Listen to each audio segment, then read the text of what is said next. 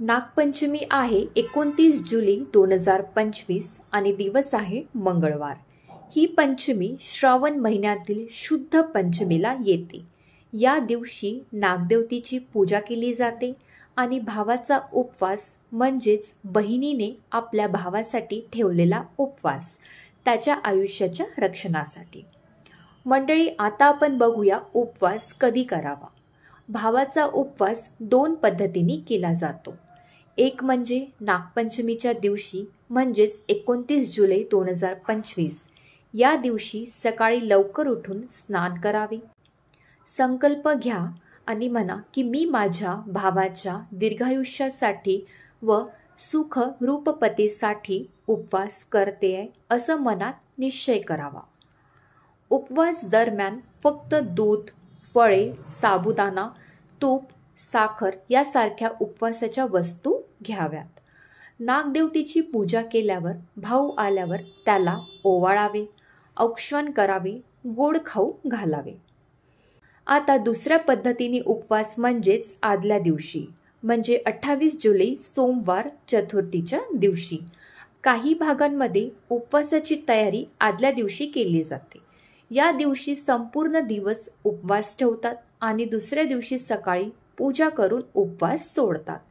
या पद्धतीनुसार उपवास 24 तास मानतात, म्हणजेच अधिक कठोर. मंडळी, आता आपण बघूया उपवास कधी सोडावा. नागपंचमीच्या दिवशी पूजा झाल्यावर भाऊला ओवाळल्यानंतरच उपवास सोडावा. काही घरामध्ये आधी नागदेवतेची पूजा होते, नंतर भावाचे औक्षण होते आणि शेवटी उपवास, फळाहार किंवा गोड नैवेद्य खाऊन सोडतात. मंडळी, जर भाऊ जवळ नसल्यास त्याचा फोटो ठेवून मनापासून औक्षण करून तुम्ही उपवास सोडू शकता. मंडळी, आता आपण बघूया की नागपंचमीला चुकूनही खाऊ नयेत अशा 3 भाज्या. तर त्या 3 भाज्या कुठल्या आहेत हे त्या आपण बघूया. पहिली आहे कांदा आणि लसूण. कांदा व लसूण हे तामसिक अन्न समजले जाते. यामध्ये उष्णता जास्त असल्याने नागदेवताला ते अतिप्रिय मानले जाते. दुसरा आहे मांसाहार.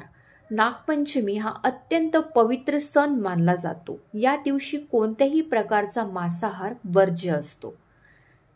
तिसरा आहे भाजलेली किंवा सुकटलेली भाजी म्हणजेच वांगी, सुरण किंवा मग बटाटे.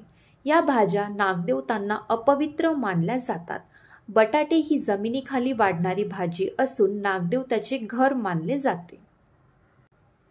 मंडळी, आता आपण बघूया की नागदेवतेच्या पूजेला लागणारी साहित्यांची यादी. दूध, साखर, तूप, नागाला नैवेद्य, कुंभाराकडून आणलेली नागाची मूर्ती, शुद्ध मातीची. जर तुमच्याकडे मूर्ती नसेल तर तुम्ही फोटो पण ठेवू शकता. हलकं पिवळं कापड नागाला लपटण्यासाठी, दुर्वा, बेलपत्र नागदेवतेला प्रिय, हळद, कुंकू, अक्षता पूजनेसाठी, अगरबत्ती, उदबत्ती, फळामध्ये केळी, सफरजन नैवेद्य, गोड पदार्थामध्ये पुरणपोळी, खीर मुख्य नैवेद्य. मंडळी, पंचमी तिथी सुरू होत आहे 28 जुलै रात्री 11:16 तर पंचमी तिथी समाप्त होत आहे 29 जुलै रात्री 8:56 वाजेपर्यंत. मंडळी, पूजा करायला योग्य वेळ आहे सकाळी 7 ते 11:30 वाजेपर्यंत. हा एकदम सर्वोत्तम वेळ आहे. मंडळी, आता आपण बघूया की नागदेवतेची पूजा कशी करावी. संकल्प घ्यायचा आहे. सर्व साहित्यांसमोर बसून दोन्ही हात जोडून म्हणावे, ओम नमः नागेश्वराय. आज श्रावण शुद्ध पंचमी.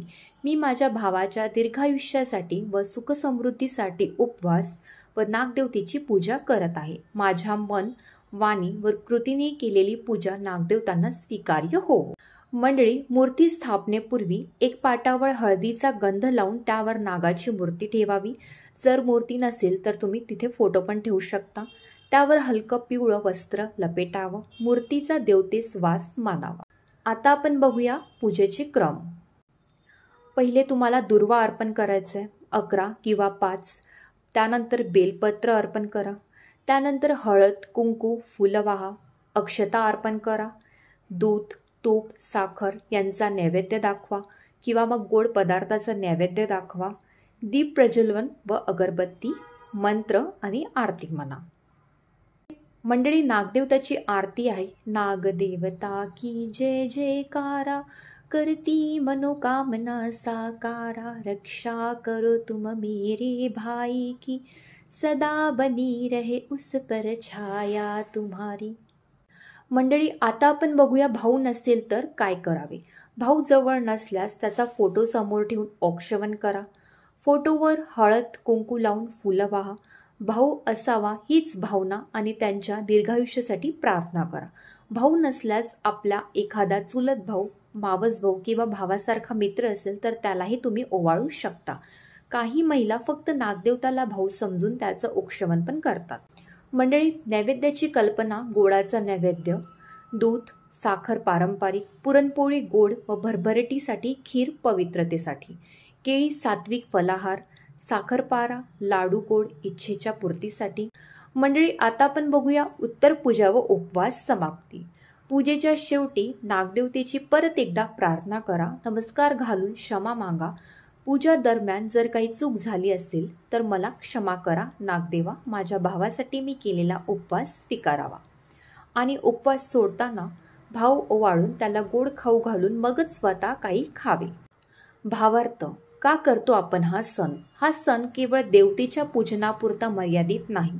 तो आहे बंधुप्रेम, रक्षणाच्या भावना आणि निरपेक्ष प्रेम याचा उत्सव. नागदेवता हे शक्तीचे रूप आहेत जे रोग, उपाय, संकट, दुःख दूर करतात.